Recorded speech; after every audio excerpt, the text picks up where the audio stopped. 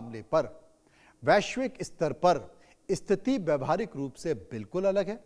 Britain ऐतिहासिक तौर पर ऐसे मामलों को द्विपक्षीय मानता है, भारत भी मानता है, और उसका यह रुख रहा है कि भारत और नेपाल अपने आपसी मामलों को 1816 की संधि जो हुई थी, उस संधि के जितने भी दस्तावेज हैं, उन दस्तावेजों के आधार पर दोनों देश बैठें और इसको सुलझाएं। ब्रिटेन खुद को सीधे तौर पर इस जमीनी विवाद में मध्यस्थता के तौर पर नहीं देखता है। उसने कहा भाई तुम दोनों को आपस में जो करना है वो करो, मैं इस पचड़े में नहीं पड़ूंगा। चीन इस मुद्दे पर क्या कर रहा है? चीन इस मुद्दे पर फूंक फूंक कर कदम रखता जा रहा है। वो नेपाल के साथ अपने राजनीतिक संबंध और मजबूत करना चाहता है, लेकिन लिपुलेख के जरिए व्यापार और तीर्थ यात्रा के लिए वो भारत के साथ भी समझौता कर चुका है। चीन ने हमेशा आधिकारिक तौर पर यही कहा है कि भारत और नेपाल को अपने सीमा विवाद दोस्ताना बातचीत के जरिए हल करना चाहिए, क्योंकि अगर भारत और नेपाल के बीच में वो पड़ेगा तो फिर भारत भी चीन के साथ जितने भी सीमा विवाद चल रहे हैं, चाहे ताइवान को लेकर, तो भारत वहां भी फिर कूद जाएगा। इसलिए चीन बहुत संभल कर चल रहा है, और चीन इसलिए भी संभल कर चल रहा है कि जो काम चीन करना चाहता है वो काम खुद नेपाल के प्रधानमंत्री बालिन शाह कर रहे हैं, तो मुझे सीधा आने की क्या जरूरत है? मैं जिनपिंग बालिन शाह के कंधे पर रखे ही बंदूक चला रहे हैं। हो सकता है कि पर्दे के पीछे से खेल वही खोल रहे हो। अब आपको बताते हैं कि नेपाल के प्रधानमंत्री के बयान पर भारत ने नेपाल के पूर्व राजदूत नीलांबर आचार्य ने क्या कहा। नेपाल में भारतीय क्षेत्र पर अतिक्रमण का मामला, उन्होंने क्या कहा कि भाई अतिक्रमण की कोई जानकारी मेरे पास नहीं है। दोनों देशों के बीच 97% जो सीमा विवाद है वो सुलझ चुके हैं। कुछ इलाकों में किसानों वाली घटना जरूर संभव है कि एक किसान थोड़ा सा आगे बढ़ा दे रहा है, एक किसान पीछे कर ले रहा है। एक दूसरे देशों के बीच जमीन के इस्तेमाल की घटनाएं संभव हो सकती है। बहुत ऐसा लंबा क्षेत्र नहीं है जिस पर इतना बवाल हो रहा है, लेकिन बयान तो दे दिया। नेपाल के प्रधानमंत्री बालिन शाह के द्वारा संसद में यह बयान दिया, कहीं और बयान नहीं दिया कि चलता हुआ रैली में दे दिया। यह बाकायदा नेपाल की संसद में उन्होंने बयान दिया है, और यह नेपाल की संसद में उन्होंने कहा कि नेपाल में भी भारतीय जमीन पर कब्जा किया है। नेपाल की घरेलू राजनीति में इस बयान के बाद भूचाल आ गया। विपक्ष ने सीधे तौर पर प्रधानमंत्री को चुनौती दे दी है कि वे संसद के सामने इसके पुख्ता ऐतिहासिक दस्तावेज रखें, सबूत रखें। नेपाल ने भारत की कौन सी जमीन पर कब्जा किया है? उन्होंने कहा कि बिना सबूत के ऐसा बयान देकर प्रधानमंत्री ने सीमा विवाद पर भारत के सामने नेपाल के पक्ष को कमजोर कर दिया है। बालिन के बयान के बाद भूचाल आ गया है। नेपाल में विपक्ष में लगातार उनके खिलाफ अब विरोध प्रदर्शन कर रहा है, क्योंकि देश हित के खिलाफ और बचकाना बयान दिया गया है। बयान विपक्ष के सांसद ने नेपाली कांग्रेस के कड़ा रुख अपनाया है, और CUN यानी कि UML का कड़ा रुख है। पूर्व विदेश मंत्रियों ने कड़ा रुख अपना दिया है। वहीं संसदीय रिकॉर्ड से बयान हटाने की भी मांग करती है। नेपाली कांग्रेस की बासना थापा और रमेश मल्ला का हंगामा हुआ है। विपक्ष ने माफी की मांग कर दी है। पूर्व विदेश मंत्री प्रदीप जाबली सहित कई वरिष्ठ नेताओं की मांग है। यह कहा है कि देश की संप्रभुता को ठेक पहुंचाने वाला बयान दिया गया है। पूर्व राजनयिकों ने भी बालिन की आलोचना की है। नेपाल ने कभी भारत की जमीन कब्जाई है, ऐसा कोई रिकॉर्ड नहीं है। असल में बालिन शाह जब प्रधानमंत्री बने तो उनके ऊपर दबाव पड़ा कि भाई बहुत सारी जमीन भारत ने दबा ली है, आप उसको छुड़वाने का प्रयास कीजिए। तो उन्होंने कह दिया कि अगर भारत ने हमारी जमीन कब्जा ली है तो हमने भी भारत की बहुत सारी जमीन कब्जा ली है। अब नेपाल के जितने भी पॉलिटिकल लीडर है वो कहते हैं कि इससे नेपाल का जो मुद्दा था वो कमजोर हो गया, आपने भारत को मौका दे दिया। अब इसी को लेकर वहां पर बवाल चल रहा। लेकिन प्रधानमंत्री के बयान के बाद, बालिन शाह के बयान के बाद नेपाल और भारत के बीच जो कूटनीतिक तनाव है वो बढ़ गया है। इसे देखते हुए नेपाल के विदेश मंत्रालय ने चंद घंटों के भीतर एक आधिकारिक स्पष्टीकरण जारी किया, डैमेज कंट्रोल करने की कोशिश की। विदेश मंत्रालय के प्रवक्ता लोक बहादुर पडोले क्षेत्री ने सफाई दी कि प्रधानमंत्री ने अतिक्रमण या कब्जे शब्द का मतलब कोई आधिकारिक या सैन्य कब्जा नहीं बोला है। उनका तात्पर्य सिर्फ सीमा पर रहने वाले आम नागरिक द्वारा एक दूसरे की जो खेती की जमीन है उसके इस्तेमाल करने को लेकर था। यानी कि 10 गजा यानी कि नो मैंस लैंड की तकनीकी हकीकत को समझिए कि आखिर वो है क्या।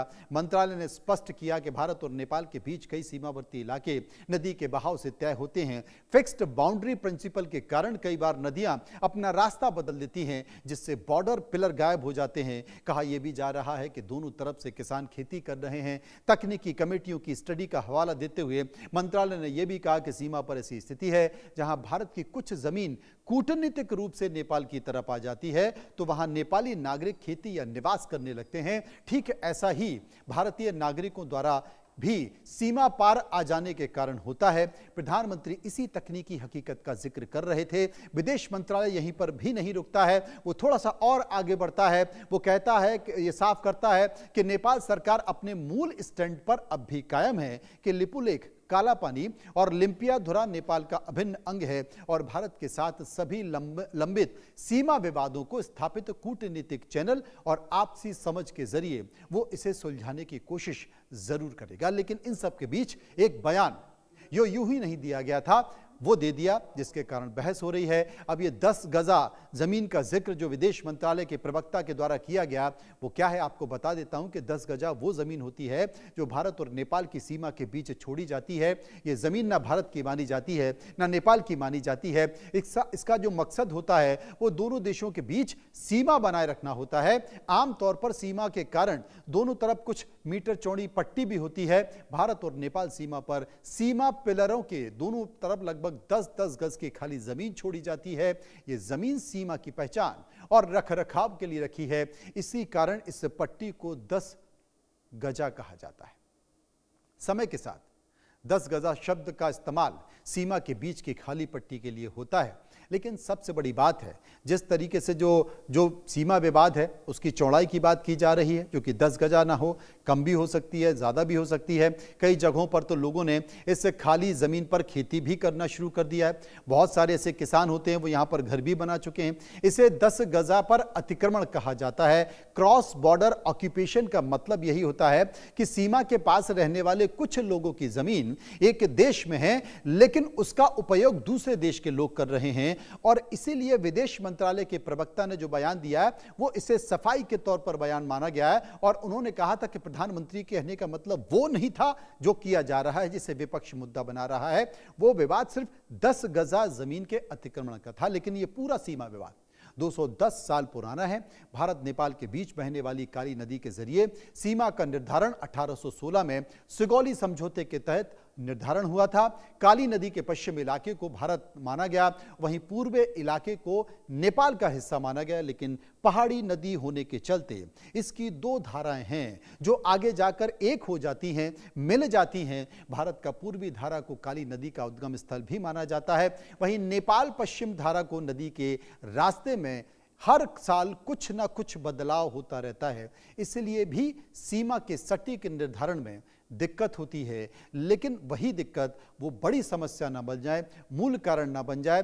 भारत के लिए बहुत ज़रूरी रणनीतिक क्षेत्र है। उत्तराखंड के पिथौरागढ़ में ये मौजूद है, जहां पर काला पानी भारत के लिए रणनीतिक तौर पर बेहद अहम माना जाता है, क्योंकि मानसरोवर के लिए जो तीर्थ यात्रा है मानसरोवर की, वो तीर्थ यात्रा लिपुलेख दर्रे से होकर ही गुजरती है और यहीं से चीनी सेना पर भी नजर रखना आसान होता है। इसलिए चीन इसे लेकर नेपाल को उकसाता रहता है। 1962 के युद्ध के बाद लिपुलेख दर्रा बंद कर दिया गया था। हालांकि 2015 में भारत और चीन समझौते के बाद इसे दोबारा खोलने पर सहमत हुआ। इसे 2020 में भारत ने कैलाश मानसरोवर यात्रा को आसान बनाने की कोशिश की। पिथौरागढ़ से लेकर लिपुलेख दर्रे तक 80 किलोमीटर की सड़क भी बना दी गई। जून 2020 में नेपाल की संसद ने एक नक्शा भी मंजूर किया। इसमें इन दोनों को नेपाल का हिस्सा बताया गया। उस वक्त भी भारत ने दावा किया था कि नेपाल जो दावा कर रहा है वो ऐतिहासिक तथ्यों और सबूतों पर आधारित नहीं है, इसे स्वीकार नहीं किया जा सकता है, और नेपाल ने जो नक्शे में इस इलाके को लिया है उसे नक्शा सुधारना चाहिए। लेकिन यह भी समझने की जरूरत है कि भारत और नेपाल के बीच जो ऐतिहासिक रिश्ते रहे हैं वो रोटी बेटी के रहे हैं। दोनों देशों के बीच खुली सीमाएं हैं, इसलिए रोटी बेटी का रिश्ता कहा जाता है। लेकिन हिमालय के कुछ इलाकों में अब तनाव बढ़ रहा है। रोटी बेटी का रिश्ता, भारत नेपाल सीमा लगभग 1751 किलोमीटर की खुली सीमा है। दोनों देश आपस में सहमति से रखते हैं। लाखों नेपाली भारत में काम करते हैं। यहां तक कि भारतीय सेना में भी गोरखा रेजिमेंट दोनों रिश्तों का प्रतीक है। व्यापार और धार्मिक संबंध बेहद पुराने हैं, लेकिन बावजूद इसके बालेन शाह अगर इस तरह का जिक्र कर रहे हैं तो यह नेपाल के लिए ठीक नहीं है। विवाद की जड़ असल में 19वीं सदी में आती है, तब जब अंग्रेज और नेपाल आमने सामने थे। युद्ध खत्म हुआ, विवाद की नींव पड़ गई और यहीं से शुरू हुआ सुगौली संधि की कहानी। अंग्रेज और नेपाल युद्ध में 1814 और 16 की बात मैं कर रहा हूं, जहां पर एंग्लो नेपाल युद्ध हुआ। ब्रिटिश इंडिया जो कि अंग्रेज थे, उनकी कंपनी ने नेपाल से लड़ाई लड़ी। युद्ध के बाद सुगौली संधि हुई। 1816 की संधि से सीमाएं तय हुई और नदी के वास्तविक उत्पत्ति पर मतभेद शुरू हुआ और यहीं से विवाद शुरू हो गया। लेकिन यकीन मानिए, बालेन शाह अगर इस तरह का बयान दे रहे हैं तो उस बयान के पीछे यह समझने की जरूरत भी है कि कहीं डीप स्टेट तो नहीं, क्योंकि नेपाल में जेनजी का जो आंदोलन हुआ, उस आंदोलन के बाद वहां की सत्ता पलटी और सत्ता पलटने के बाद वहां पर जिस तरीके से बालेन शाह प्रधानमंत्री के तौर पर नजर आए, ये ठीक वैसी ही स्थिति थी जैसी कि बांग्लादेश में देखी जा रही है। बांग्लादेश में भी भारत के खिलाफ लगातार इसी तरह के संकेत आ रहे हैं। अब वही तरह के संकेत नेपाल से भी नजर आ रहे हैं और चीन पर्दे के पीछे बैठकर इस पूरे खेल को देख रहा है और अमेरिका में बैठा डीप स्टेट कहीं इस खेल में बड़ा सहयोग तो नहीं कर रहा है। यह अपने आप में एक बड़ी बात है। तो तमाम सारी चीजों के बीच बहुत सारे विवाद हैं। नेपाल का इतिहास इस विवाद से जुड़ा हुआ है। गोरखा साम्राज्य के विस्तार ने सीमाएं बदली हैं। अंग्रेजों से हार के बाद नेपाल सिमटा है और यहीं से आधुनिक सीमा की शुरुआत हुई। गोरखा साम्राज्य तेजी से फैला। इसके साथ साथ कुमायूं, गढ़वाल तक ये प्रभाव रहा है। अंग्रेजों से युद्ध ने नेपाल पीछे हटा, लेकिन सुगौली संधि से सीमाएं तय हो गई।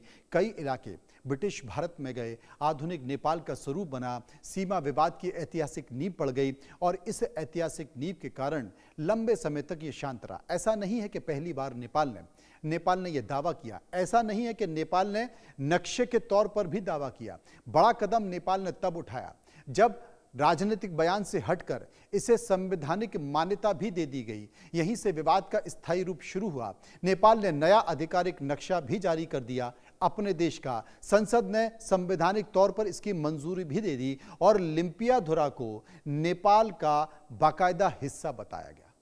भारत ने इस नक्शे का विरोध किया। भारत ने इस नक्शे को स्वीकार नहीं किया। कूटनीतिक विरोध दर्ज हुआ। नक्शा राष्ट्रीय प्रतीक बन गया और विवाद के साथ साथ संवेदनशील हो गया और तब से वो विवाद लगातार बना हुआ है। नए प्रधानमंत्री बालेन शाह बने तो संसद में तमाम विपक्षी पार्टियों ने यह मुद्दा उठाया और कहा कि आपने तमाम चुनावी सभाओं में इस बात का जिक्र किया, अब आप क्या करने जा रहे हैं? नेपाल की जमीन को वाकई अब छुड़ाने जा रहे हैं या नहीं जा रहे हैं, यह बता दीजिए। और उन्होंने ये बयान दे दिया। लेकिन भारत नेपाल के बीच इतिहास के कई बार रिश्ते बिगड़े हैं तो कई बार रिश्ते सुधरे भी हैं और दोनों देश संवाद से ही लौटे हैं। लेकिन इस रिश्ते की सबसे बड़ी ताकत सीमा विवाद के बावजूद संबंधों को जारी रखना है। कई बार कूटनीतिक तनाव तो पैदा हुए हैं। व्यापार और यात्रा पर कभी पूरी तरह से नहीं रुकी है, लेकिन खुली सीमा व्यवस्था जारी रही है।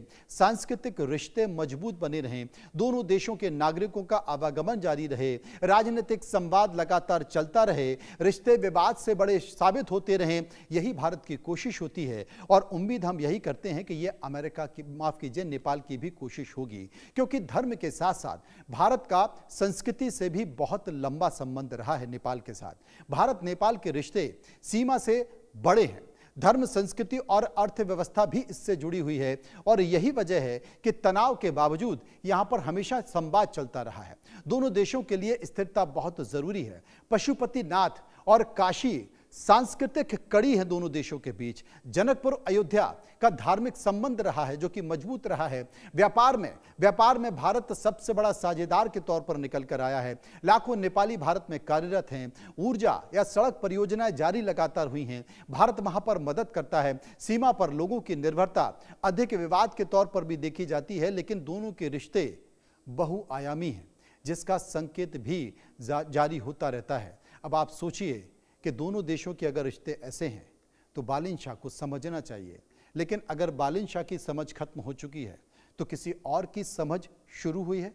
ये समझने की ज़रूरत है। तमाम सारी चीज़ों के बीच मैंने आपको भारत नेपाल के रिश्तों के बारे में बताया और ये भी बताया कि आखिर बालिन शाह का ये बयान क्यों निकल कर आया।